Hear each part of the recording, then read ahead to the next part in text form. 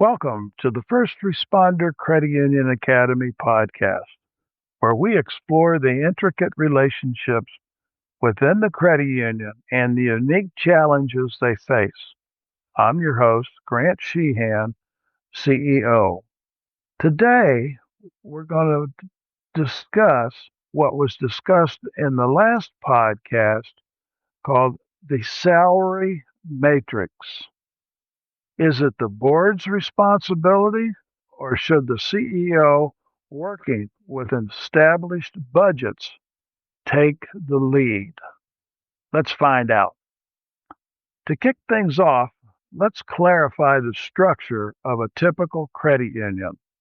Volunteer board of directors often consists of members from the community who are committed to serving the best interests of the credit union and its members. Their duties typically focus on governance and long-term vision, but to what extent do these responsibilities extend to staff salaries? Let's discuss the concept of a salary matrix and where they came from.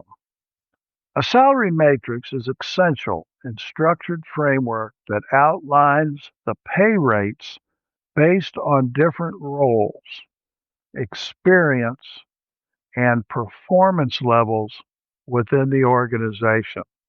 It provides clarity and consistency, ensuring that compensation is equitable across the board. But here's the question: who is responsible for developing this matrix? The board of directors certainly plays an important role in defining the budget and the strategic priorities of the credit union. They set the overreaching financial guidelines and ensure that the organization remains financially healthy. However, drafting a salary matrix is often more technical and requires specific insights into market trends, compensation standards, and employee roles. This is where the expertise of the CEO comes into play. Let's explore that relationship a bit further. The role of the CEO is to execute the board's vision. This includes developing a compensation strategy that aligns with the budget established by the board.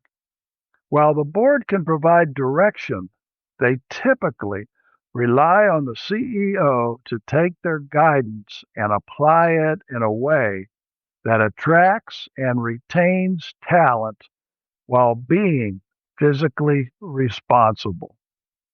Another important aspect to consider is collaboration.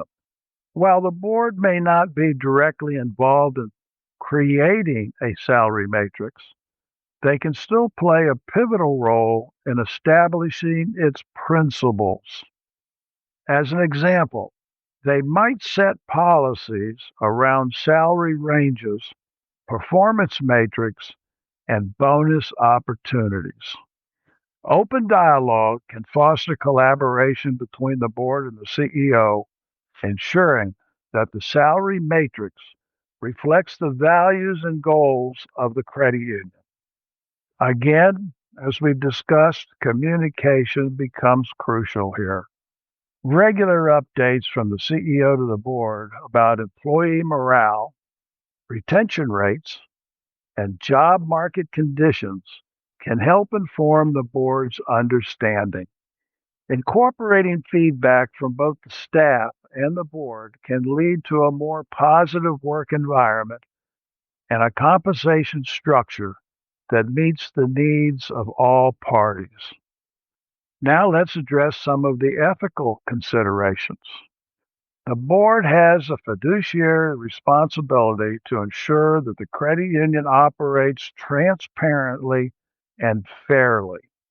This means that any decisions around a salary must be justified, equitable, and aligned with the best practices within the industry.